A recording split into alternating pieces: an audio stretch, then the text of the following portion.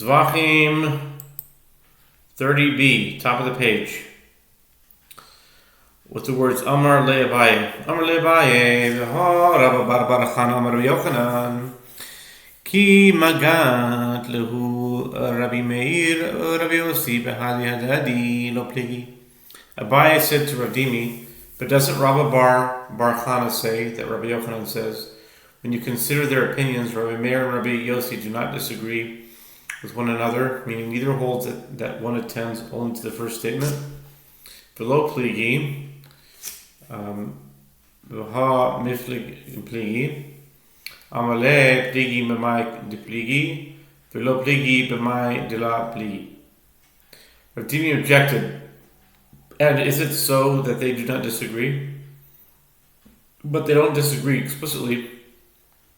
But don't they disagree explicitly in the Mishnah cited earlier? Abaye said to him, they disagree where they disagree, meaning that specific case, but they do not disagree where they do not disagree, meaning the underlying principle. Accordingly, one must understand the basis of their dispute in another manner. Amar Rabbi Yosef bar Yosef, Amar Rabbi Yochanan, Hakol moedi mechad amar tachul lo, v'achar kach amar tachul lo, divrei hakol lo chalya. לא תחול זו, אלא אם כן חלה זו. דברי הכל חיילה. This is as Rabbi Yitzchak bar Yosef says that Rabbi Yochanan says, all, meaning Rabbi Meir and Rabbi Yossi, concede that in a case where one says, let this sanctity of a burnt offering take effect, and afterward let that sanctity of a peace offering take effect, everyone agrees that the sanctity of a peace offering does not take effect, because the sanctity of the burnt offering took effect first.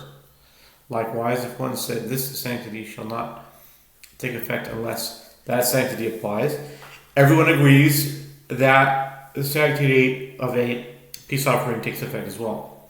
Ki pligi dama t'mura tola t'mura shlamim divrei. No, I'm sorry. T'muras oila t'mura shlamim Rabbi Meir savar. בדהבה לממר תבורס על השלמים, אמר תבורס על תבורס שלמים, שמע מינה מהדר ב. They disagree with regard to a case where one says, this animal is hereby a substitute for a burnt offering, a substitute for a peace offering. Rabbi Meir holds, since if he wanted both sanctities to take effect, he should have said a substitute for a burnt offering and a peace offering, but he said instead a substitute for a burnt offering, a substitute for a peace offering. Learn from his language that he originally intended for it to be a burnt offering, and he then retracted his first intention. Rabbi Yossi amar t'muras ala shlamim, havimina pagid t'muras ala pagid t'muras shlamim nachi amar. T'muras oila, t'muras shlamim, lememra, dechuli oila, v'chuli shlamim havim. And Rabbi Yossi holds that if he said a substitute for burnt offering and a peace offering, I would say that he means that half the animal should be a substitute for burnt offering and half a substitute for peace offering. He therefore says a substitute for burnt offering, a substitute for a peace offering. That is to say that all of it is a burnt offering, and all of it is a peace offering. In any event, according to this explanation, Rabbi Meir does not necessarily hold that one attends only to the first statement. Amar le, hu amar lo pligi, ve'ana amrina pligi. Ravdimi said to Abaye, meaning Rabba bar Chana, says that they do not disagree, but I say that they disagree. And Rabbi Meir holds that one attends only to the first statement in accordance to the opinion of Rabbi Yehuda in the Mishnah. Amar Ulavi Temer of Oshaya, Ef Shaliadin Chavrim Vivla Kazait, Tanan, O Kazait, Ukazait, Nan. The Gemara returns to discuss the Mishnah itself. Ula said, and some say it was of Oshaya, that perhaps our colleagues, the Babylonians, know whether we learn the language of the improper intention of the Mishnah as I hereby slaughter the animal with intent to consume an olive bulk beyond its designated time, and an olive bulk outside its designated area, or we learn an olive bulk beyond its designated time and an olive bulk outside its designated area. Kazayis, Tanan, Abu Kazayis, Divrei Akol, Eruv Machshavus Havi, O Dilma Kazayis, Tanan, Ul Rabbi Yehuda Prata Havi, V'chol Shechen Kazayis. The Gemara elaborates, perhaps we learn an olive bulk, and it is only in this case that Rabbi Yehuda disagrees with the rabbis. But if one said an olive bulk and an olive bulk, everyone agrees that it constitutes a combination of intentions, and the animal is not rendered pigul. Or perhaps we learn an olive bulk and an olive bulk, where according to Rabbi Yehuda, each term constitutes a separate term, despite the use of a conjunction, and he holds that one attends only to the first statement, and all the more so if one said an olive bulk and olive bulk. Tashima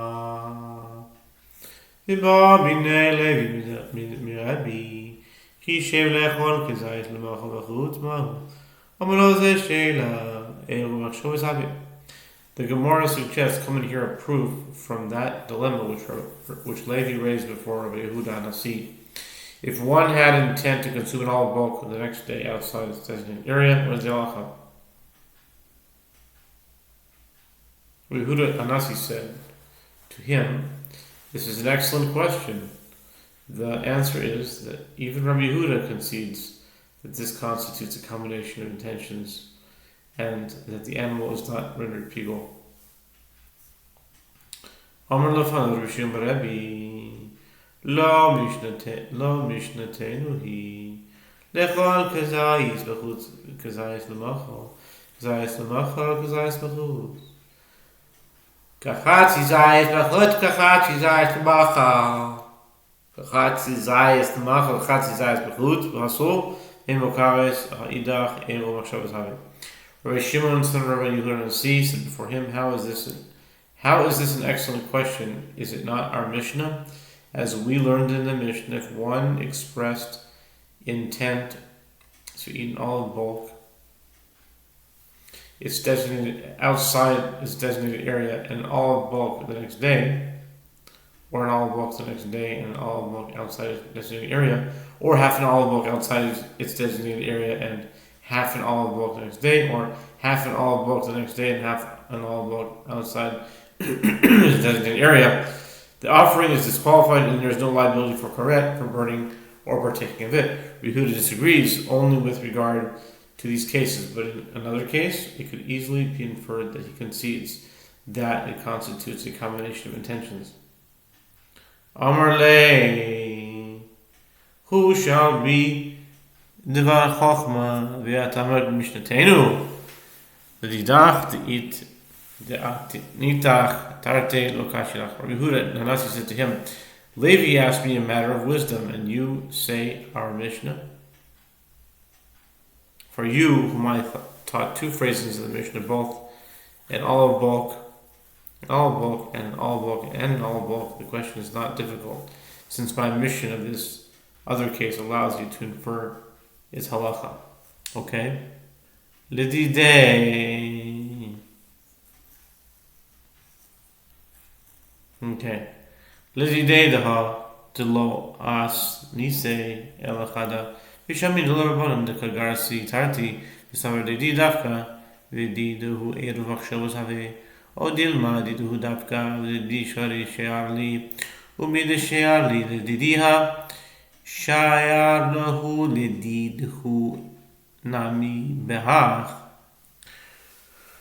For him, who I taught only one phrasing and who heard the rabbis reciting two, the question is excellent. Since Levi thought perhaps my phrasing is exact, and their additional phrasing constitutes a combination of intentions according to all opinions, or perhaps their phrasing is exact, and my phrasing omitted this case. And if my phrasing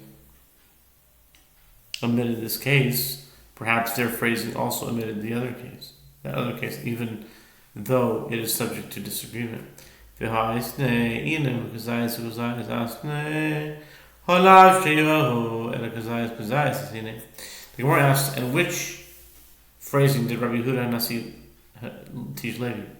If we say that he taught him in olive bulk and in olive bulk, meaning that Rabbi Yehuda still holds the term to be distinct despite the conjunction, this is not an omission, since one can infer through Kal V'chomer the same applies to an olive bulk as an olive bulk. Rather, it must be that he taught him in olive bulk so that it was unclear to Levi what the halacha would be if one used the conjunction and. The Gemara asks, if so, why did Levi raise the dilemma with regard to the phrasing the next day outside? Let him raise the dilemma with regard to the phrasing in olive bulk and in olive bulk. Sofer, he holds,